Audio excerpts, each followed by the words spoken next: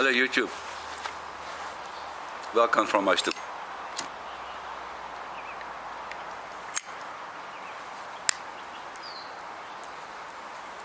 Today I want to talk about an article I read,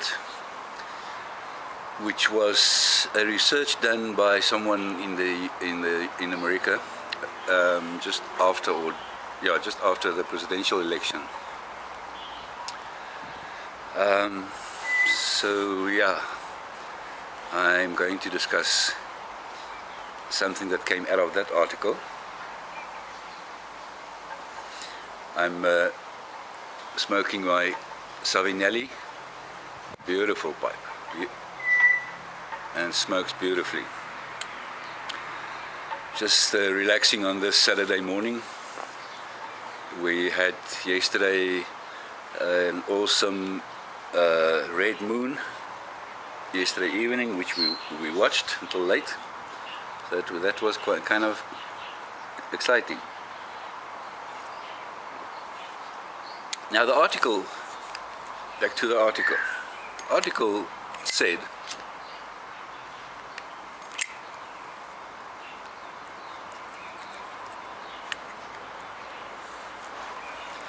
that it made a connection between hope, identity and motivation. And the point that the article made was to say that if you have a feeling of lost identity, or that your identity is sliding away, then you also start losing hope. And if you start losing hope, you've got less motivation to participate and to be active and to do whatever you need to do. And the connection was made in terms of the American presidential election, and apparently the research made this connection by saying that the American people had a loss of identity, or a sliding identity, over the past 50 or 80 or 100 years. And the moment someone came and gave them hope again of restoring the previous greatness,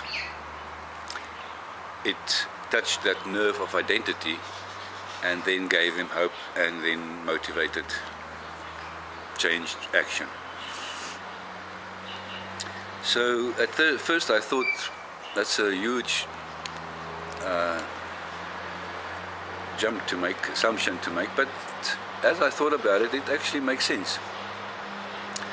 And as I read Paul's letters, for example, I see that also kind of in those letters. For example, 1 Corinthians. Now we know that Corinthians was written, that 1 Corinthians actually is the second one. The first one got lost, and that he was writing to the congregation due to huge infighting and problems that the community experienced. And he starts his letter with positive notes. Now that's not strange necessarily, he does that all the time. But after I looked at the content, and this might be also a huge assumption, but hear me out. As I looked at that first chapter, I could see how he was touching the nerve of their identity by saying to them who they were and who they are now, how they've changed, what is the new identity that they now are as a community. Because if they understand their identity, they can have hope again, and then they can be motivated to do the right thing.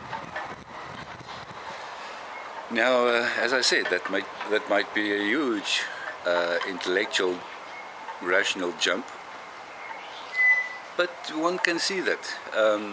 And if it's supported by research done, then it kind of makes sense. And let me take it back to let's say South Africans.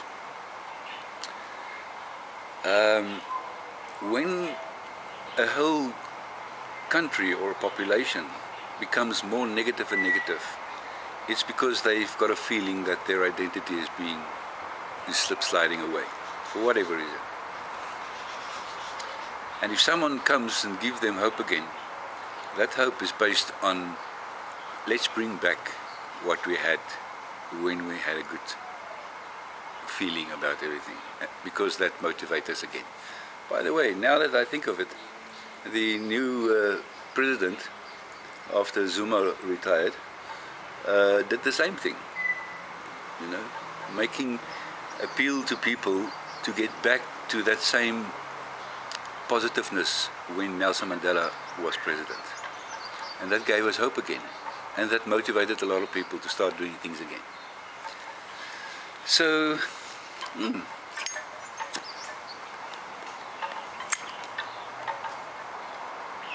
So I was wondering,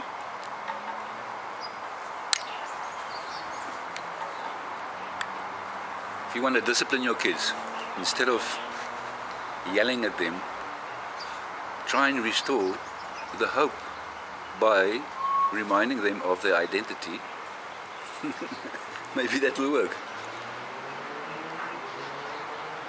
I should have tried this, but they're adults now.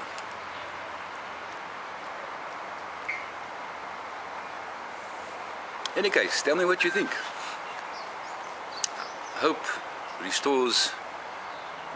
Identity restores hope and causes motivation. Tell me what you think. Please leave a comment. Thank you for watching, and enjoy your evening, your weekend, and your evening.